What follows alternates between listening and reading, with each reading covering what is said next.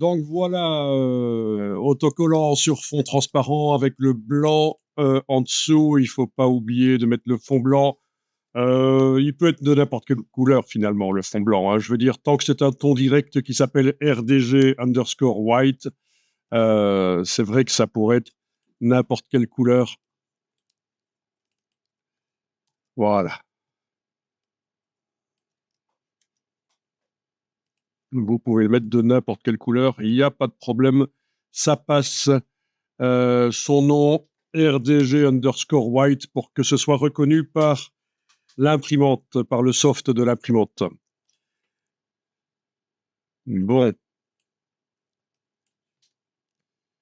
Oui, oui, c'est le principe des tons directs, hein. Vous pouvez, si vous mettez un ton direct dans une publication, vous voulez un titre en fluo dans une publication, par exemple dans un poster, vous pouvez le mettre en n'importe quelle couleur et vous dites à l'imprimeur, voilà, le ton direct qui s'appelle comme ça, c'est je veux du fluo Pantone, tel numéro.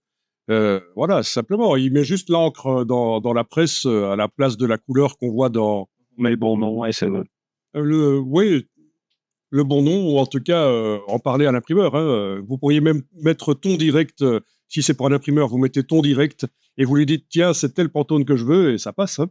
Mais pour le software, ici, oui, il faut que ce soit, parce que c'est automatique, c'est pas un imprimeur physique réel à qui vous parlez, il faut que vous lui donnez le bon nom pour que ça passe. Ok, à un certain moment, vous verrez l'impression de ce genre de design. En fait, c'est pas comme le vernis. C'est pas comme le vernis où ça imprime d'abord la quadrille, puis la feuille revient au départ et ça imprime le vernis. Ici, ça imprime le blanc et la quadrille en même temps, mais un peu décalé, parce qu'il faut quand même que la quadrille arrive sur le blanc qui est sec. Donc vous verrez, vous pourrez filmer, on voit le blanc arriver sur le support transparent à 1 centimètre de là où la quadrille arrive. En fait, la quadrille arrive sur du blanc qui est déjà sec. Vous verrez, ce sera plus clair quand vous le verrez. Donc, au niveau préparation du fichier sur le soft, le VersaWorks de Roland, c'est finger in the nose. Il y a juste une petite option à indiquer qu'on veut du blanc et puis de la quadrille par-dessus. Ok, donc le cut, vous allez devoir le faire absolument sur un calque qui s'appelle Cut. Le cut, vous le faites sur un calque qui s'appelle Cut et écrit comme ça, parce qu'en fait, je vais réunir tous vos travaux dans un grand fichier Illustrator. Et si vous ne nommez pas les calques correctement, ça va ça va me compliquer la tâche. Donc, CUT pour le cut. Design, c'est le design. Et en fait, vous pouvez mettre le fond blanc dans le design. Alors, pourquoi j'ai... ah oui, j'en ai 2 objets génératifs. Il y a le petit là au-dessus que je vais supprimer. Voilà, OK. Donc, voilà, dans le calque design, vous avez un objet génératif et le fond blanc, vous pouvez le mettre dedans, mais en dessous de l'objet génératif. Sinon, ça va imprimer ça, en fait, hein. Donc, voilà, il faut absolument mettre le fond blanc en dessous. Voilà, c'est le fichier que vous devez me faire. Un fichier qui contient un calque cut et un calque design avec le fond blanc, le bon ton direct bien nommé à l'intérieur. Et pour bien faire, vous ne verrouillez rien à l'intérieur parce que ça aussi, ça va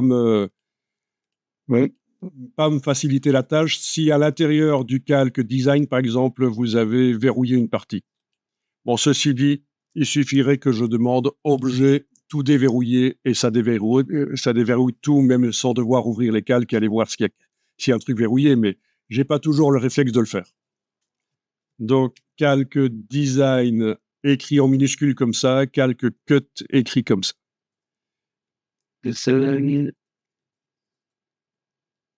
Alors, je vous montre que quand on imprime sur des autocollants à fond transparent, ça n'a pas de sens de faire un design normal. En général, vous allez plutôt vous diriger vers des designs où ça se justifie que ce soit sur un fond transparent parce qu'il y a des éléments qui sont totalement séparés du reste. Vous voyez ? Et donc, quand on collera l'autocollant sur un support, la couleur du support apparaît aux endroits là où c'est blanc, sauf bien sûr sur le design, parce qu'on a mis de l'encre blanche en dessous. Mais je veux dire, vous voyez l'idée, hein, c'est que on va plutôt faire ça pour des designs de ce genre-là où il y a pas mal d'éléments séparés.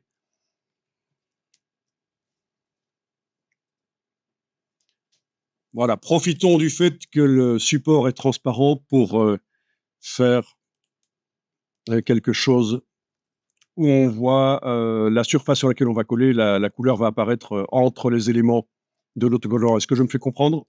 Oui. Super. Donc, au niveau du cut, Bah oui. il est tout à fait possible de faire un cut différent, en fait. Hein. Je vous montre. Parce que là, on a fait un cut complexe qui fait la silhouette autour, mais il n'est pas interdit de faire ceci. Donc, je travaille dans le calque cut. J'ai supprimé le cut précédent que j'avais fait. Et donc, je prends un cercle, par exemple, je me mets à peu près au centre du design. Je commence à dessiner avec Alt et Shift. Voilà. Et donc, voilà, un cut à un autocollant qui aura cette forme-là. Ah. Voilà. Donc, aucun problème, c'est techniquement tout à fait possible de faire un autocollant avec ce genre de découpe, quoi. Sono in bucce sono subito. Die war mir erst mal da. Das sind wir in der Ecke so, dass wir sicher wenn so wie n'allait pas se passer. Et moi, le pas c'est bon. Bon, ben, je supprime ça et bien sûr, vous pouvez, avec l'outil rectangle à coin arrondi, qui est immonde en fait, mais il s'est amélioré. Avant, on disait qu'il fallait pas utiliser ça. Voilà, on peut faire un rectangle à coin arrondi. J'imagine que vous savez qu'avec les flèches au clavier, on peut augmenter, diminuer l'arrondi. Il me semble avec la touche nord, non? Voilà, je peux aussi utiliser pour arrondir. Donc, oui, il y a d'autres possibilités. La flèche blanche, parce que tu me parles de la flèche noire, c'est plutôt la blanche. Voilà. Et aussi, c'est une forme procédurale. Donc, dans la palette transformation, on a normalement les valeurs d'arrondi qui sont là aussi. Voilà. OK. Bah, comment on appelle Donc, pour le cut, il n'y a pas de nom à donner à la couleur parce que ça ne se fait pas sur une machine Roland. Donc, tu mets juste en rouge et c'est bon. le part en direct. Ah non, non, il ne faut pas que ce soit en ton direct. Non, non, non, non. Mais par contre, il faut que ce soit sur un calque parce que la machine ESCO qu'on utilise, elle travaille sur base des calques, pas des couleurs. C'est sur un tête. Non, ça ne va pas d'office remarquer que c'est un cut sur la machine. Il faudra que je lui indique que ce calque-là, c'est pour le cut. Mais chez Roland, les choses fonctionnent avec des tons directs et chez ESCO, c'est avec les calques. Donc, comme on fait la découpe sur l'ESCO, voilà. OK, donc, bien, bien, bien. Après, vous pouvez aussi vous amuser à faire des choses sympas de ce genre-là, vous voyez, juste avec certains coins droits, d'autres arrondis. Donc, ce que je vous disais, c'est que cet outil-là, longtemps, on a dit qu'il fallait pas l'utiliser parce qu'une fois qu'on avait fait le rectangle à coin arrondi, c'était figé. Mais les choses ont changé ces dernières années. Illustrator a rendu ça dynamique, vous voyez, avec notamment, on a dit, hein, les gizmos d'arrondi et la palette de transformation, etc. Donc, voilà. Les choses évoluent. Quelque chose qui est vrai à un certain moment ne l'est plus nécessairement quelques années plus tard. C'est ça qu'il faut mettre à jour ses connaissances, en fait. OK. Donc, voilà, voilà. On va faire comme ça. Bien. Donc, idéalement, voilà. Il faudra que je vous montre quand même comment ajouter des éléments et les intégrer au design, éventuellement. Voilà. Ce genre-là. Ça, ce sera pour plus tard. Également du texte, comment on pourrait ajouter du texte au design. Mais dans un premier temps, vous allez juste faire sans le texte. Voilà. OK, vous voyez, ajouter du texte qui déborderait d'une manière ou d'une autre au design. Et à ce moment-là, je verrai si vous êtes au courant de comment on met des contours sur du texte, en fait, hein, parce que ce n'est pas évident de mettre du contour sur du texte sans que ça déforme, en fait, le texte. Donc, il y a une astuce. Voilà. C'est le FBG White qu'on doit appeler. Voilà. Donc, ça, c'est une chose qui pourra être intéressante. Sinon, je vais vous remontrer comment moi j'ai fait le cut qui fait le tour du design, en fait. Hein. Péting. Donc, comment j'ai fait le cut pour cette forme-là. Donc, je sélectionne tout. Je transfère avec la touche Alt, la touche Option, je transfère sur le calque Cut. Je verrouille temporairement le design pour être certain de ne pas travailler sur lui. Puis, je vais fusionner toutes ces formes avec le Pathfinder, menu fenêtre Pathfinder. L'option Réunion. Voilà. OK. Et puis, voilà, il va falloir que je fasse le design. Mais je sais déjà qu'il y a des problèmes qui vont survenir avec certaines choses. Il va peut-être falloir que déjà maintenant, je simplifie avec la flèche blanche, que j'enlève des points, que je coupe les moustaches ici. Tout ce qui déborde un peu qui va générer des choses bizarres. Donc, les moustaches ici, peut-être avec la flèche blanche. Ah, ici, il ne veut pas. Il va falloir que je fasse ça. Voilà, voilà. Ah non, non, ça ne va pas. Ça me fait un truc bizarre. C'est pas grave. Je vais juste mettre une forme au crayon par-dessus comme ça. Voilà. Avec un fond que je vais faire vert pour l'instant. Et il suffit que je fusionne avec le Pathfinder avec la forme d'avant. Et voilà, je les ai supprimées. Mais par contre, celle qui dépasse là, il va falloir que j'aille chercher un outil qui est... où est-ce qu'il est encore? Derrière la gomme. Le cutter, vous connaissez? Bien. Donc, le cutter peut rapidement couper les choses. Après, les forts peuvent justement l'utiliser. Oui, mais en même temps, ici, c'est pour faire un cut qui va être lissé, en fait. Hein, donc, ça devrait... Oui, c'est vrai que c'est pas toujours évident. Moi, je prends un petit peu, mais je fais un peu un tour un peu en base de Windows C. Ouais, c'est anything, ouais. C'est vrai qu'ici, il part un peu dans tous les sens. Pas comment. Ah, mais il y a peut-être les repères commentés, en fait. Affichage, repères commentés. Non. Affichage accroché au glyphe, non. Ouais, il est Donc, c'est vrai qu'ici, il foire un peu. Tiens, je n'avais jamais remarqué qu'il foirait autant. Il y a un truc bizarre avec le cut ici. Bon, sinon, il y a une autre méthode. Hein. Je vais annuler. Parce que là, ça foire vraiment. En effet. Oui, il y a d'autres méthodes. Il y a celle que tu as dite, mais donc, je suis revenu dans la palette historique avant les cutters. Hein. Palette historique super pratique. Voilà, je vais peut-être enregistrer cette version-ci. Si jamais je foire tout, ce sera au moins sauvegardé pour revenir en arrière facilement. OK, donc le cut, ce que je pourrais faire, c'est au crayon aller faire la forme comme ça.